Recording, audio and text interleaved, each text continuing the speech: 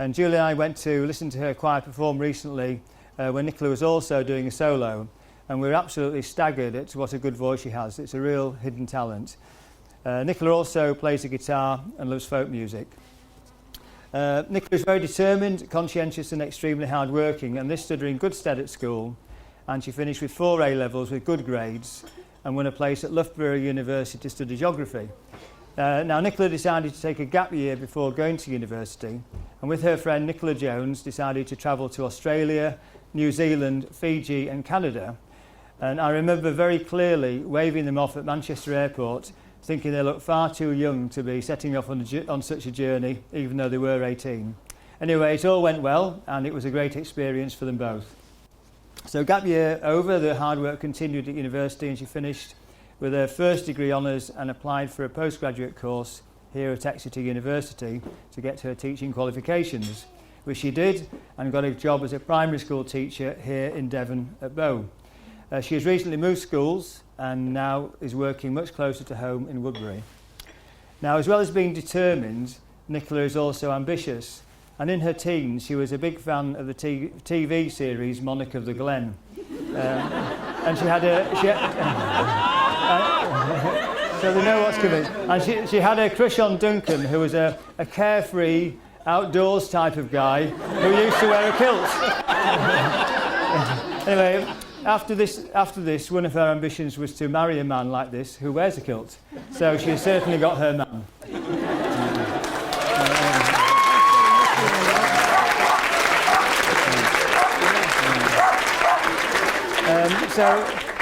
Nicola's other qualities are being very caring, kind-hearted and loyal.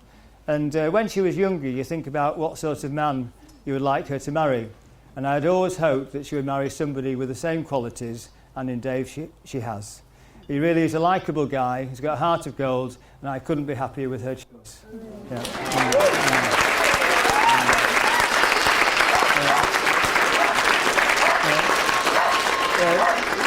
Dave is also a bit of a traditionalist and wanted to ask me for Nicola's hand in marriage while Julie and I were down for Christmas 18 months ago for a few days before they were going away together to St Ives, where he planned to pop the question. However, he couldn't get me on my own without Nicola being around and was running out of time. Anyway, Nicola, Dave and myself went to walk Doug, the dog, around Topsham, and I stopped to go to the cash point just as Nicola had walked ahead with Doug. So Dave took this opportunity and asked me there and then at the NatWest cash point. Anyway, I had absolutely no hesitation in saying yes straight away. Now, the father of the bride is meant to finish by giving some good marriage advice to the happy couple. And I can't better the advice given to Julie and I by the vicar at our wedding. And I think as well as being in love and good friends, 2 of the most important things are always to be considerate, also to respect both each other and each other's opinions, even when you don't agree. So now Nicola and Dave share these qualities, and I'm very confident in their future happiness together. So may I propose a toast to the bride and groom and ask you to raise your glasses to the happy couple. Thank you. To the bride and groom. Cheers. Well done, Pete.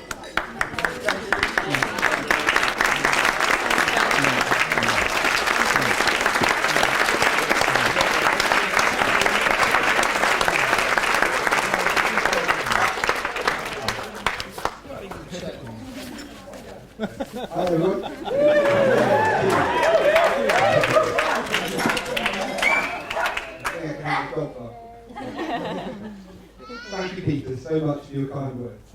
You really have been the most fantastic Mr. Fox.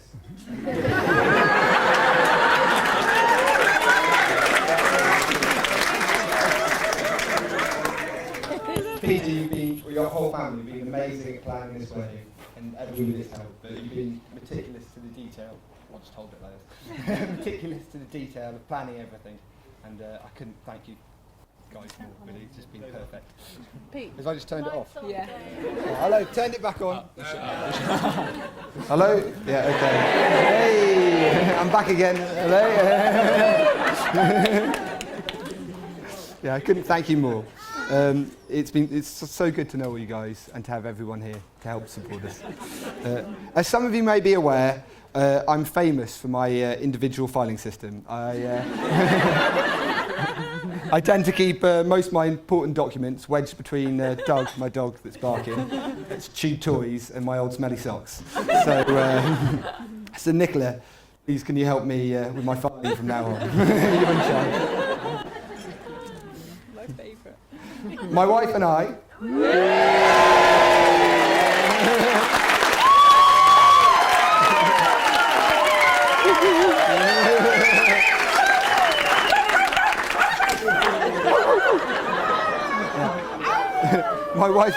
My wife and I would like to thank you wonderful people for all coming today to help celebrate our wedding.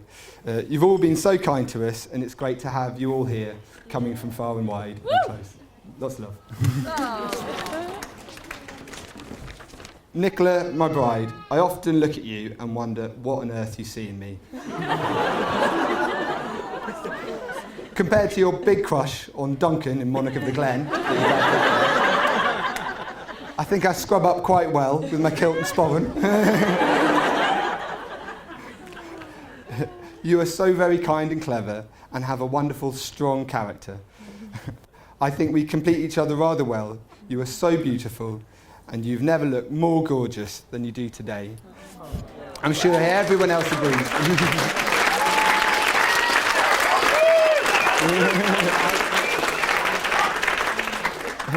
And Dougie, my dog, he loves you. He loves you even more than he loves me. So for his sake, I couldn't let you get away. When I decided to ask Peter Fox for his daughter's hand, I had to find a suitable moment, as he explained earlier.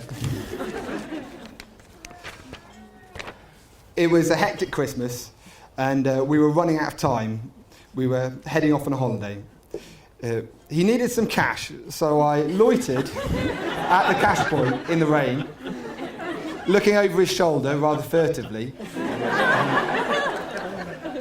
He did seem a little nervous at my close proximity and shielded the screen.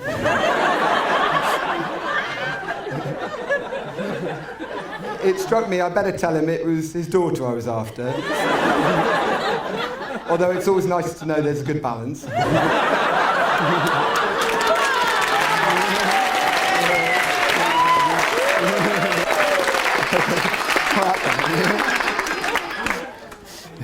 You may all know about my ingenious method of proposing to Nicola on our weekend away in St Ives.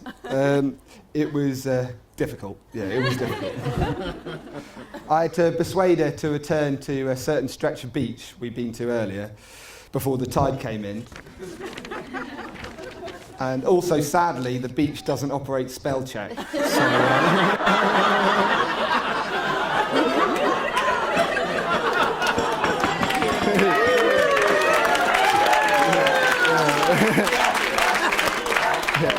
So she'd already passed this fascinating stretch of beach, so I had to invent a human-shaped rock, which she just had to go back and see.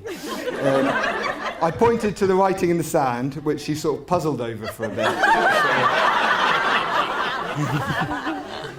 wondering who Mary was.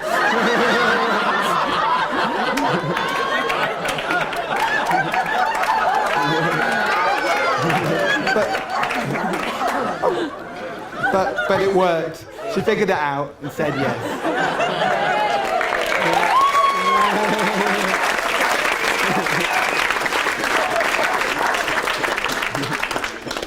The next hurdle was the stag weekend, organised by Bert here, my best man. Albert, what a great weekend. Thank you so much. Especially on not deciding on the following. One, running with the bulls in Pamplona. Yeah. 2, being handcuffed to a pig, followed by sacrificing it on top of a mountain. Yeah. I think it was all a cunning plan to make the actual event seem almost tame. Though I did end up handcuffed to everyone in turn. And for those that weren't there, I did have my armpits waxed by a rather strange woman in Bristol.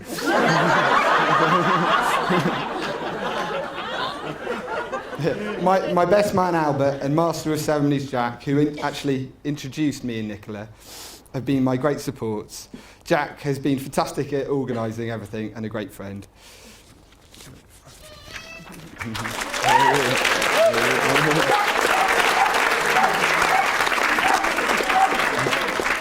Yeah, thank both of you guys, but Albert, you have been mean to your big cousin over the years. There was a time, I think you were only about 7, when we were walking your dog Scruff, that you persuaded me to pick up Scruff's poo with a tampered poo bag, which I'll always remember. So, so I hope you're not too mean to me. Family, eh? How lucky am I? But how lucky am I to be part of such a wonderful, loving family?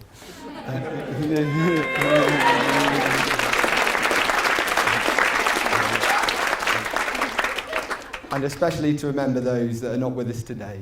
With a lot of love for everyone that's not here.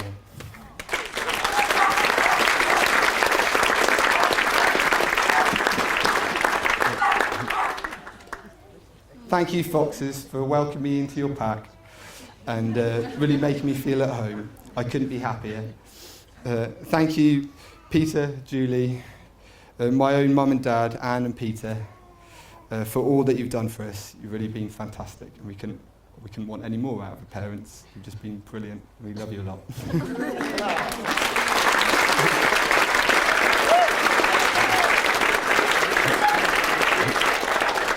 I have some flowers for you mums here.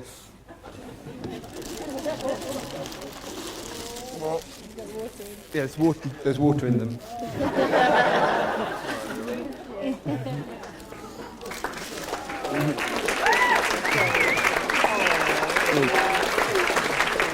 And you've got me. And you've got the microphone. You had my mic.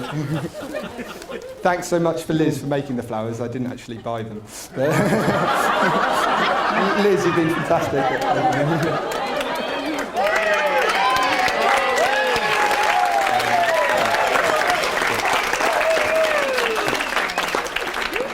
The organisation of this wedding has been a huge undertaking, and lucky for all of you guys, I haven't had much to do with any of it, really. Nicola, who's had a lot to do with it, you've been a star, and I love you so much, and thanks for putting up with me being annoying and negative sometimes. It's all really turned out quite nice.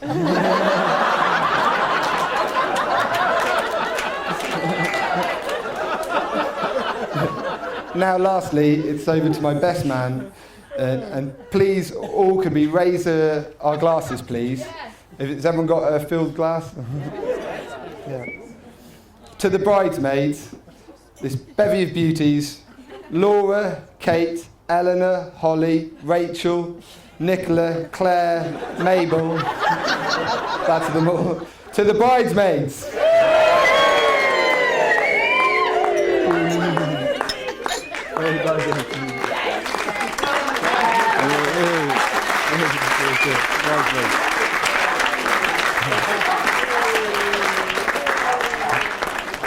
Now it's over to Albert, my best man, my little computer otaku, that's Japanese for geek. That's my mum's joke.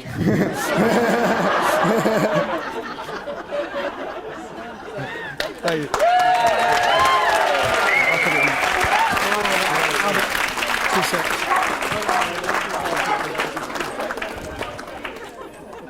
Just give me 2 seconds. I'm going to change the battery. Okay, no, 2 seconds. 2 seconds.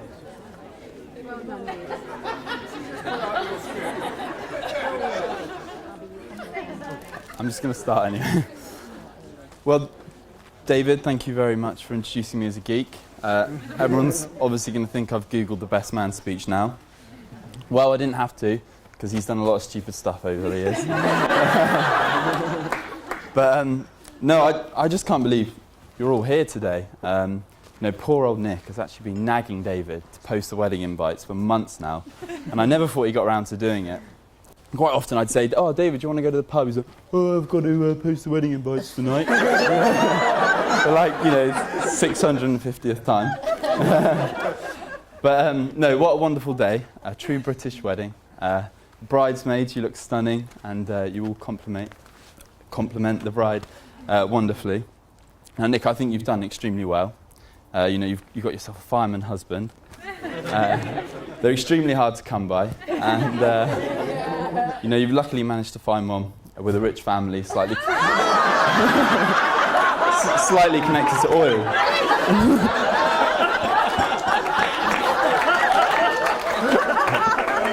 And you might have some friends here today that are a little bit jealous. And if any of you are here, I'd just like to say, don't be. The strong-looking fireman in front of me has many faults, and I think it's my duty today to sort of expose these faults, so the bride's family can sort of be aware of stuff that might occur in the future.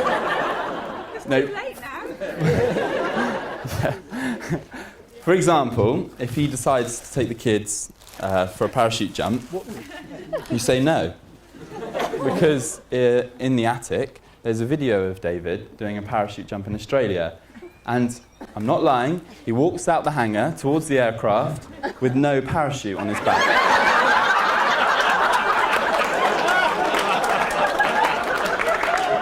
I promise you it's true, I promise you. He goes like that, he goes, and then he goes like that, and then he goes. But anyway, now I'm going to talk about the first time they ever met. Okay, so it was at a house party, and as David mentioned, it was Jack Harris that introduced them. Well done, Jack. Now, you've clearly got some matchmaking skills. Actually, I was thinking while you're here today, maybe you could set Pete Dow up with someone, because he's been single for a while now. What do you mean? I'm allowed to be mean to Pete because I'm the only one that's friends with him in the family.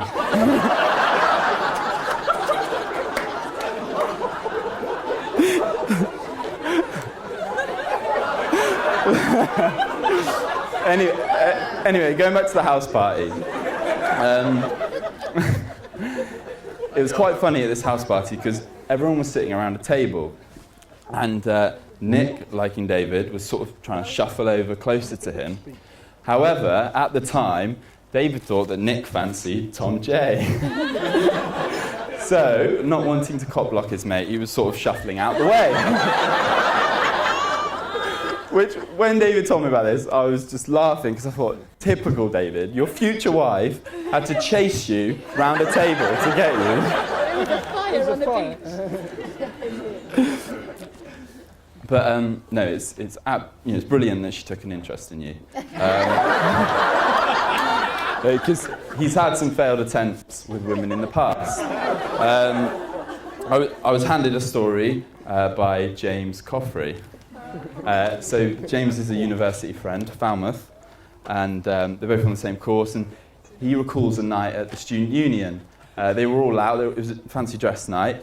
David was dressed as a bunny, and so David was sort of leaning up against the wall, talking to a couple of girls.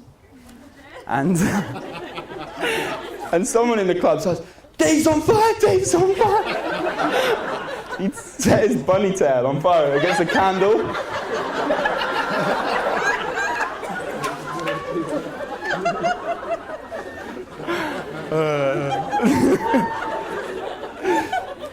Anyway, back to the pie.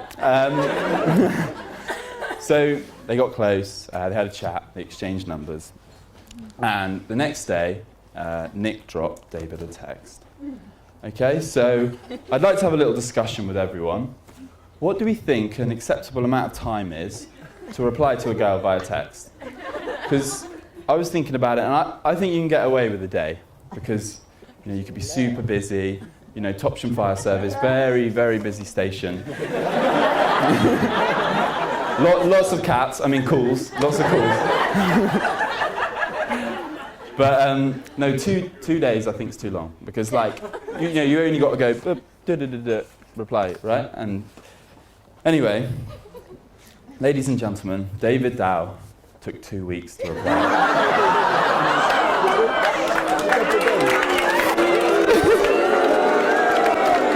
wait. 2 days. 3 days. 3 days. But no, Nick, if you'd have asked me during this time, I can't text very well. no, if you'd have asked me in this time, well, why hasn't your cousin replied to my text? I would have probably said he's sat on his phone, he broke the screen, because he does that a lot. He does that a lot. Actually, he does that so much that Anne went out and bought him like a shock-proof, drop-proof, waterproof case. But the problem is, whenever we ring David now, no one can understand him on the phone. It sounds like he's in a fishbowl.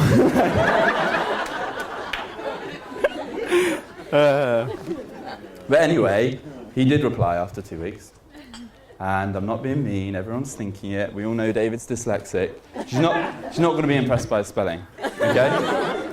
David's spelling's worse than a newborn baby. No, it's just spelling. No, I've got lots of friends that are dyslexic. It's just none of them have asked me how to spell if before.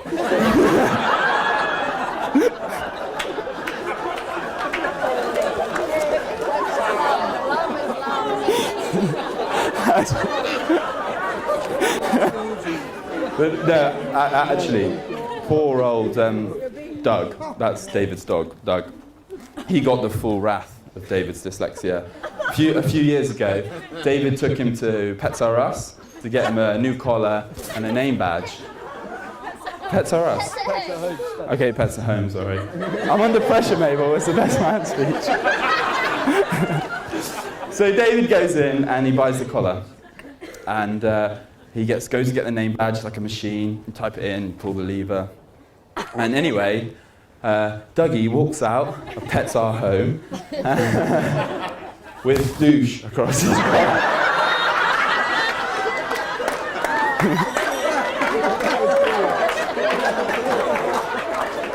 So it turns out neither the dog or David can spell. But anyway, so that's how they met. And now I'm going to mention a few stories. Okay, the first one is David was living permanently at our grand's house one time. And so he'd been on a night out. And the next morning, our gran comes down the stairs for her Weetabix and banana, bless her. Anyway, David is passed out on her kitchen floor with the fridge door open. Yeah, and luckily our gran was familiar with drinking, making her a little bit more understandable.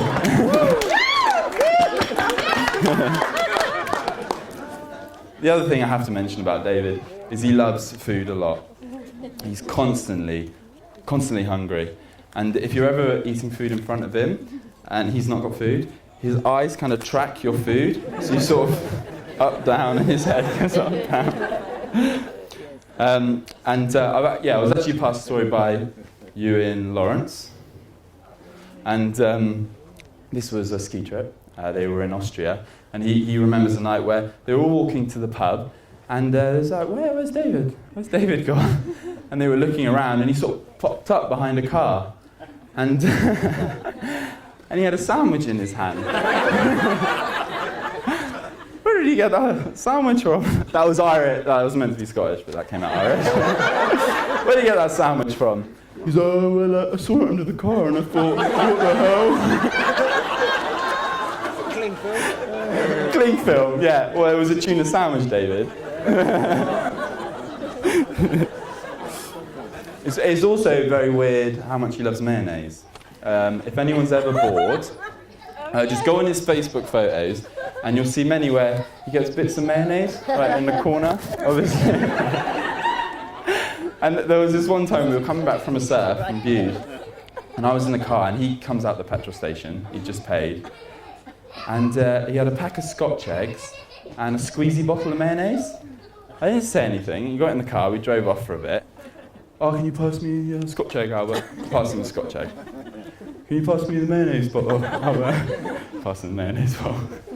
He injects it into the Scotch egg and just squeezes.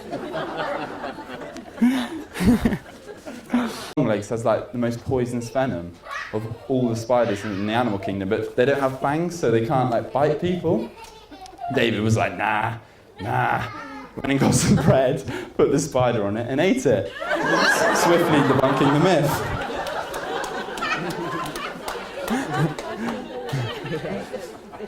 Next part of my speech, I've actually got a prop, written by David when he was 12 years old, at school. It's titled Driving Through My Past. There's a lot of good chapters in here. I'm going to leave it out for anyone who wants to read it later. You might be confused about the neat handwriting and spelling. That's because David had a scribe through school. So his schooling years consisted of him sitting on a chair, leaning back, just telling scribe what to write. Anyway, I'm going to read you the chapter called My Future. So this is Driving Through My Past, 12-year-old David, the future. Okay? I would like to be a photojournalist and travel all over the world. I would like to have £1 million, so I'd be quite rich, but not madly rich.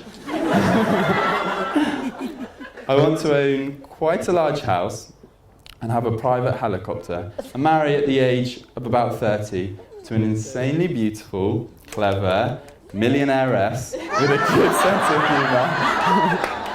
Nick, you've got all those things apart from the millionairess. She teaches 1 million children, but she's not a millionairess. I'd like also to sail around the world in a sailing boat and have a really small, fast car. I hope to attain at least one of these things, mainly the millionairess, because she would give me all the other things.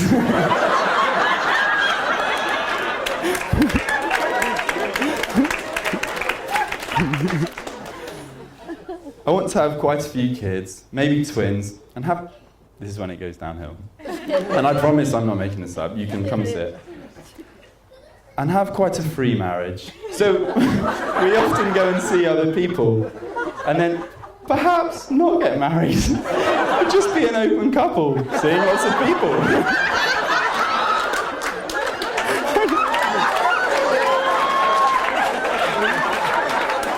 A 12-year-old seen the disadvantages of a monogamous relationship. I would love to buy a tropical island and hide away all my secret women there.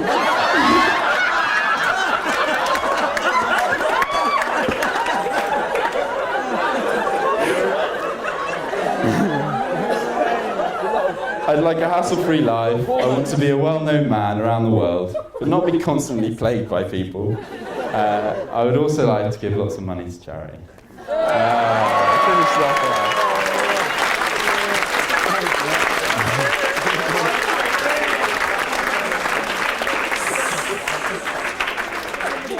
But anyway, on a serious note,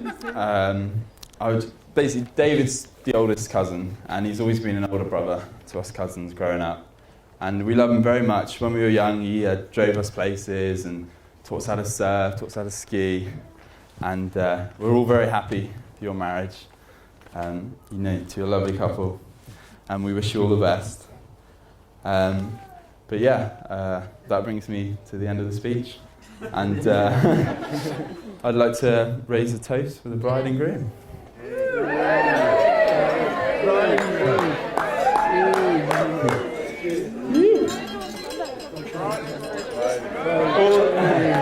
Also, one more thing. David's aunt from Scotland has found out me and David haven't gone full Scottish tonight. So, David, if you'd like to stand up. To get the party started, me and David are going to go full Scottish.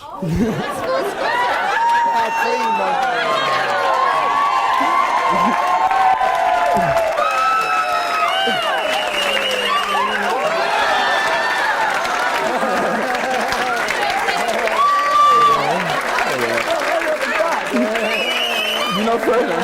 Oh, I'm throwing them out. Throw them out. No, I'm hanging on to mine. Cheers, guys.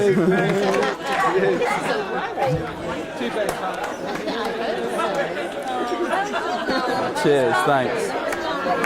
Thank you.